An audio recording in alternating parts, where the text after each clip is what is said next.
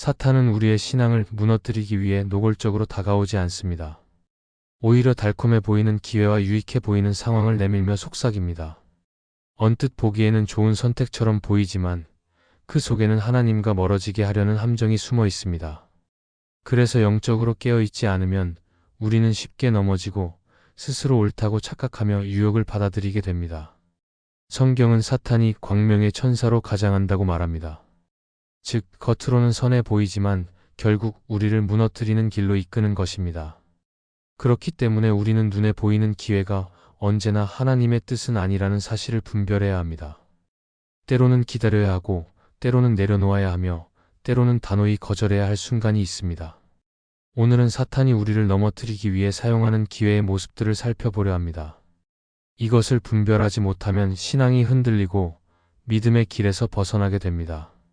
그러나 성령의 인도하심 안에서 이 유혹을 깨닫고 거절한다면 우리의 신앙은 더욱 굳건해질 것입니다.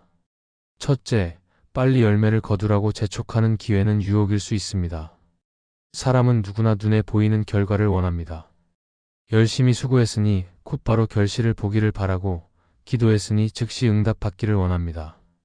그러나 영적인 삶은 눈앞의 성과가 아니라 하나님의 때를 기다리는 데서 깊어집니다. 사탄은 바로 이 조급한 마음을 파고들어 빨리 열매를 거두라고 속삭입니다. 겉으로는 좋은 열매처럼 보이지만 사실은 뿌리가 깊지 않은 열매이기에 오래가지 못합니다. 신앙의 성숙은 단기간에 이루어지지 않고 반드시 기다림과 인내의 시간을 통과해야만 합니다. 이스라엘 백성은 출애굽 이후 광야에서 약속의 땅을 향해 나아갔습니다. 그러나 하나님은 즉시 가나안으로 인도하지 않으시고 40년이라는 기다림의 시간을 허락하셨습니다. 그 이유는 그들의 믿음을 단련하시고 우상과 불순종을 제거하시기 위함이었습니다. 만약 그들이 곧바로 가나안에 들어갔다면 하나님의 백성으로 서기보다 오히려 가나안의 문화에 쉽게 동화되고 무너졌을 것입니다. 이처럼 하나님은 우리를 사랑하시기에 때로는 지연되는 것처럼 보이는 기다림을 주십니다. 그러나 사탄은 반대로 속삭입니다. 왜 지금 당장 열매를 거두지 않느냐고, 왜 이렇게 오래 기다려야 하느냐고 재촉합니다. 그 속삭임에 귀 기울일 때 우리는 하나님의 뜻보다 눈에 보이는 결실을 선택하게 되고 결국 오래가지 못하는 열매를 붙들게 됩니다. 예수님도 광야에서 시험을 받으실 때 비슷한 유혹을 당하셨습니다. 사탄은 예수님께 세상의 모든 영광을 보여주며 당장 그것을 손에 넣으라고 제안했습니다. 그러나 예수님은 아버지의 때와 방법을 기다리셨습니다. 십자가라는 길을 끝까지 걸으셨고 부활의 영광으로 온 인류의 구원을 이루셨습니다. 만약 눈앞의 영광을 선택하셨다면 하나님의 구원 계획은 이루어지지 않았을 것입니다. 이처럼 영적인 길에서 조급함은 언제나 사탄이 사용하는 도구가 됩니다. 우리의 삶 속에서도 이 유혹은 자주 다가옵니다. 기도의 응답이 늦어질 때, 원하는 일이 잘 풀리지 않을 때, 우리는 빨리 열매를 보고 싶다는 마음에 흔들리기 쉽습니다. 그러나 하나님의 시간은 결코 늦지 않습니다. 하나님은 가장 알맞은 때에 가장 선한 방법으로 응답하십니다. 그분의 때를 기다리는 사람은 흔들리지 않고 더 깊은 은혜를 누리게 됩니다. 영적인 불을 가진 사람은 이 유혹을 분별합니다. 눈앞의 열매가 아니라 하나님이 허락하실 참된 열매를 기다립니다. 조급하게 보이는 기회가 주어질 때도 성령의 인도하심을 따라 멈추고 하나님의 뜻이 분명히 드러날 때까지 기다립니다. 그 기다림은 단순한 지연이 아니라 믿음의 성장을 위한 과정입니다. 인내로 기다릴 때 우리의 믿음은 단단해지고 하나님이 주시는 열매는 결코 사라지지 않습니다. 따라서 빨리 열매를 거두라고 재촉하는 기회는 사탄이 주는 유혹일 수 있습니다. 그 속삭임에 흔들리지 않고 하나님의 때를 신뢰하며 기다릴 때 우리의 신앙은 더욱 깊어지고 하나님께서 약속하신 열매를 반드시 보게 될 것입니다. 둘째, 믿음의 원칙을 내려놓게 만드는 기회는 유혹일 수 있습니다. 신앙을 지켜간다는 것은 언제나 원칙을 붙드는 것과 연결됩니다. 하나님께서 주신 말씀을 기준으로 삼고 상황이 어떠하든 그 말씀에 순종하는 것이 믿음입니다. 그러나 사탄은 우리로 하여금 이 원칙을 무겁게 느끼도록 만들고 눈앞의 상황을 핑계로 원칙을 내려놓게 유혹합니다. 그럴듯한 이유와 타당한 명분을 덧붙여서 지금은 조금 어겨도 괜찮다고 속삭이는 것입니다. 그러나 믿음의 원칙을 내려놓는 순간 신앙은 흔들리고 영적인 불은 점점 식어갑니다. 구약의 다니엘은 바벨론 포로로 끌려가 낯선 땅에서 살았습니다. 그는 많은 선택의 기로에서 원칙을 지켜야 했습니다. 왕이 내린 음식은 맛있고 풍성했지만 율법에 어긋나는 것이었기에 그는 거절했습니다. 단순히 음식의 문제가 아니라 하나님 앞에서의 신앙 원칙을 지킨 것이었습니다. 또한 왕이 세운 금 신상에 절하지 않겠다고 다니엘의 친구들이 담대히 선언했을 때 그들은 불에 던져질 위협을 받았지만 끝내 타협하지 않았습니다. 사탄은 생명을 보존할 기회를 미끼로 던졌지만 그들은 하나님의 말씀이라는 원칙을 붙들었습니다. 결국 하나님께서는 그들의 믿음을 증거하시고 영광을 드러내셨습니다. 우리의 삶에서도 이런 유혹은 자주 다가옵니다. 신앙의 원칙을 지키면 손해보는 것처럼 보이고 타협하면 더 쉽게 길이 열릴 것처럼 보입니다. 시험에서 조금 부정해도 괜찮다는 유혹, 직장에서 신앙을 감추고 세상 기준에 맞추라는 속삭임, 관계 속에서 정직보다 거짓을 택하라는 기회, 이런 것들이 눈앞에 놓입니다.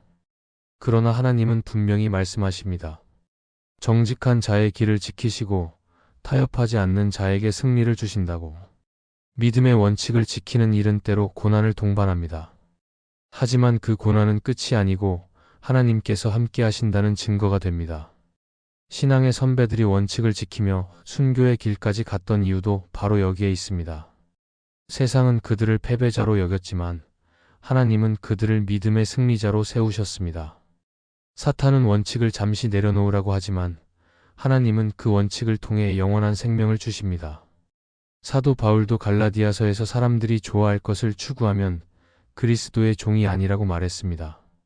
원칙 없는 신앙은 사람의 기쁨만을 구하게 하지만 원칙을 지키는 믿음은 하나님의 기쁨이 됩니다. 영적인 불은 바로 이런 원칙을 지킬 때 꺼지지 않고 더욱 활활 타오릅니다. 원칙을 내려놓으면 불은 쉽게 사그라들지만 원칙을 붙들면 불은 꺼지지 않습니다. 따라서 믿음의 원칙을 내려놓게 만드는 기회는 반드시 경계해야 합니다. 원칙은 우리를 묶는 쇠사슬이 아니라 오히려 우리를 자유롭게 하는 하나님의 울타리입니다. 그 울타리 안에서 우리는 안전하고 성령께서 주시는 불을 지켜갈 수 있습니다. 그러므로 어떤 상황 속에서도 믿음의 원칙을 타협하지 않고 끝까지 붙드는 것이 사탄의 유혹을 이기는 길이며 하나님이 기뻐하시는 삶입니다. 셋째, 원망을 합리화할 기회는 유혹일 수 있습니다. 원망은 누구나 겪을 수 있는 감정이지만 사탄은 그것을 부추기고 정당화하도록 속삭입니다. 단순히 힘들다고 표현하는 것을 넘어서 그것이 당연한 반응이라고 여기게 만들고 더 나아가 하나님을 향한 불신으로까지 이끌어갑니다. 원망을 합리화하는 순간 감사는 사라지고 기도는 약해지며 결국 신앙은 흔들리기 시작합니다.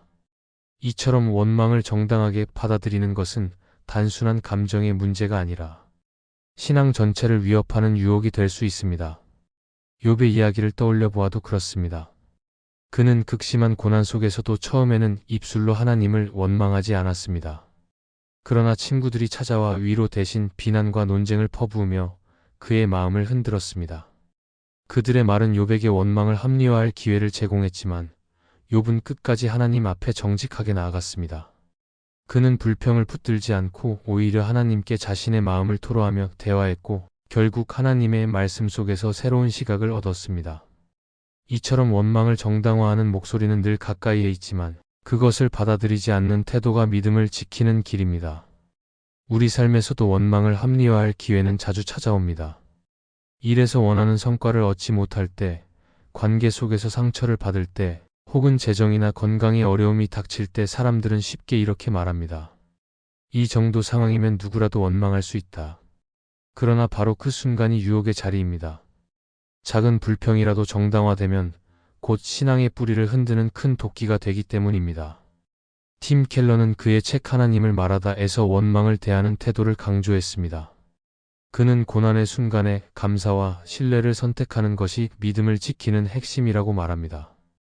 하나님께 불평하는 대신 하나님의 성품을 붙들면 상황을 바라보는 시선이 달라지고 그때 새로운 힘을 얻게 된다는 것입니다. 원망은 인간적으로 자연스러운 감정일 수 있으나 그것을 정당화하지 않고 믿음으로 전환할 때 오히려 영적인 불은 꺼지지 않고 더 깊이 타오르게 됩니다.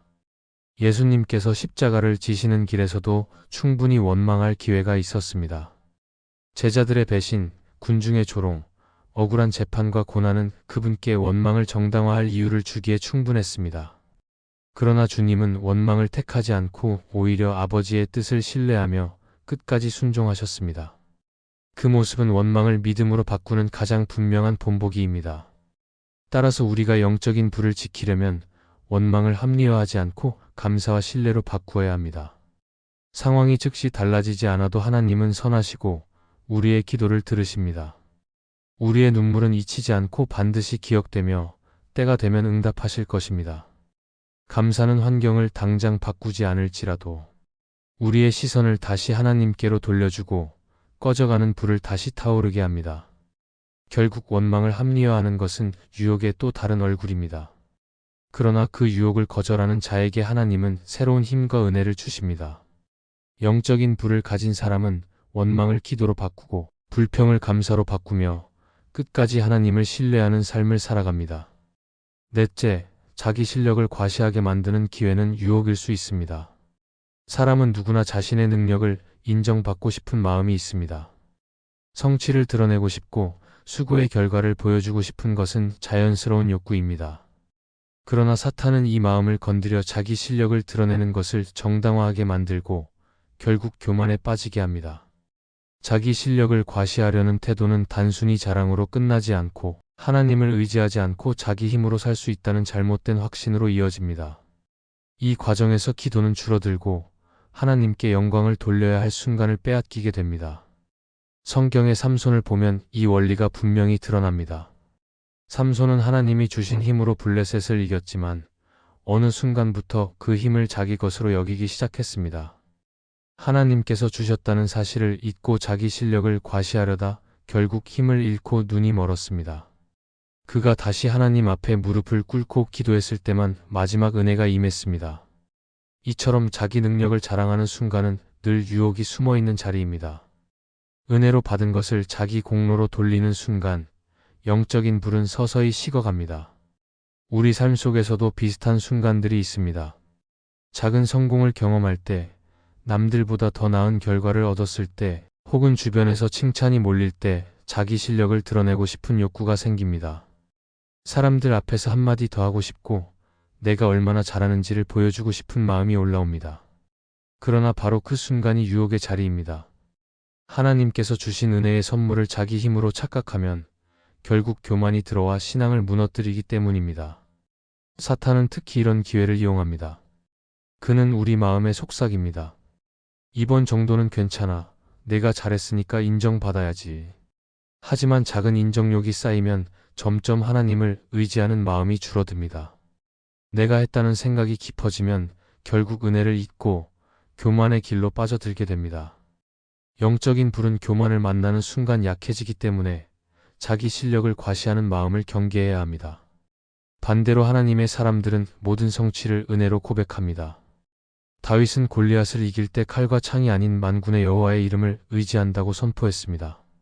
그는 자신의 능력이 아니라 하나님의 능력을 드러냈습니다. 그래서 승리 후에도 교만에 빠지지 않고 오히려 하나님께 영광을 돌렸습니다. 이것이 영적인 불을 꺼뜨리지 않는 비밀입니다. 우리 역시 작은 성취가 있을 때마다 그 영광을 하나님께 돌려야 합니다. 내가 수고한 것 같아도 숨과 지혜와 기회는 모두 하나님께서 주신 것입니다. 그것을 기억하는 사람은 교만에 넘어가지 않고 오히려 겸손 속에서 더 큰 은혜를 경험합니다. 하나님은 겸손한 자에게 은혜를 더하십니다. 따라서 자기 실력을 자랑하고 싶은 순간에 멈추어 하나님을 높이는 선택을 해야 합니다. 결국 자기 실력을 과시하게 만드는 기회는 단순한 자랑의 순간이 아니라 신앙을 무너뜨릴 수 있는 유혹의 자리입니다. 영적인 불을 가진 사람은 이 유혹을 분별하고 하나님께 영광을 돌리며 자신의 자랑을 내려놓고 은혜를 붙듭니다. 그렇게 살아가는 자를 통해 하나님은 더 큰 일을 이루시고 꺼지지 않는 불을 지켜주십니다. 우리가 신앙의 길을 걸어가며 만나는 기회들은 언제나 두 가지 얼굴을 가집니다. 하나는 하나님께 더 가까이 나아가게 하는 길이고 다른 하나는 사탄이 교묘히 꾸민 함정입니다. 그래서 우리는 매 순간 깨어 있어야 합니다. 빨리 열매를 거두고 싶은 조급함이 찾아올 때 믿음의 원칙을 무너뜨리려는 유혹이 다가올 때, 원망을 합리화하려는 속삭임이 들려올 때, 그리고 자기 실력을 드러내고 싶은 마음이 솟아날 때, 그 자리는 단순한 선택의 자리가 아니라 영적인 전쟁의 자리라는 것을 기억해야 합니다. 하나님은 언제나 우리를 지켜보시며 성령은 우리 안에서 분별할 지혜를 주십니다.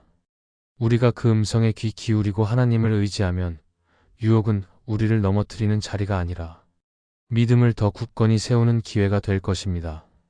세상은 끊임없이 우리의 마음을 흔들고 사탄은 작은 틈을 이용하려 하지만 하나님의 은혜를 붙드는 사람은 끝내 승리하게 됩니다. 그러므로 오늘도 주님 앞에 겸손히 서서 눈앞의 기회를 분별하고 하나님께 영광을 돌리는 선택을 하시기를 바랍니다. 그 길에서 우리는 사탄의 유혹에 무너지지 않고 오히려 더 뜨겁게 주님을 사랑하며 살아가게 될 것입니다. 이 말씀이 마음의 은혜가 되셨다면 좋아요와 구독으로 함께 해주세요. 그리고 댓글에 아멘이라고 남겨주시면 하나님의 은혜가 더 많은 사람들에게 전해질 것입니다. 여러분의 삶 위에 하나님의 은혜가 언제나 함께 하시기를 바랍니다. 감사합니다.